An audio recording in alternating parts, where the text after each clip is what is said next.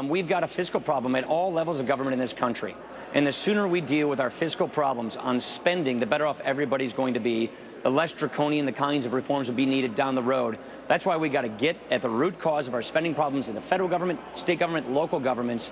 And we need to be honest with people. We got to stop rewarding politicians for making empty promises to voters. And we got to start rewarding politicians for being honest with people and having fact-based budgeting around here. Congressman, this is Tobias from Citigroup, and by the way, Canada isn't such a bad place. I was raised there. I love fishing there.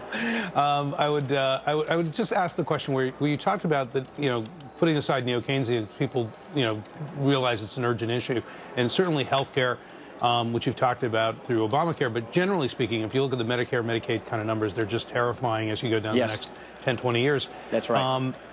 How are you going to educate, without the political cost, the American people to recognize and be willing to accept it? You're older Americans, big voters, who aren't too thrilled about the idea of some of their benefits being cut.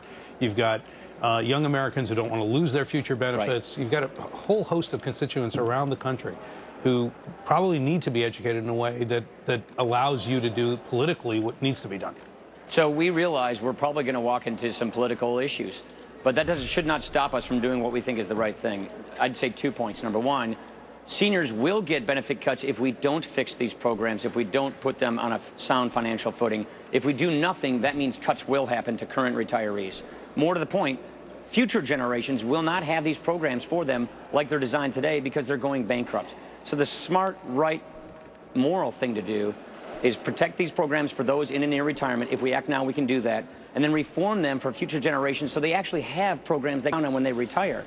So that is what we want to do. We want to get ahead of this problem. We want to preempt a debt crisis.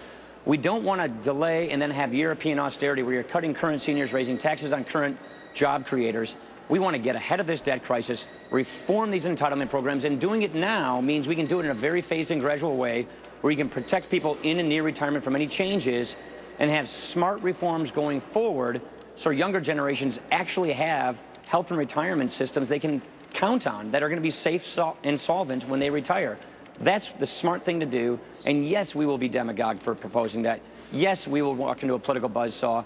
But I, for one, believe that people are way ahead of the political class. I believe Americans understand this debt is getting out of control, this deficit is out of control, and they want political leaders to be candid with them, to be honest with them, and to solve these problems.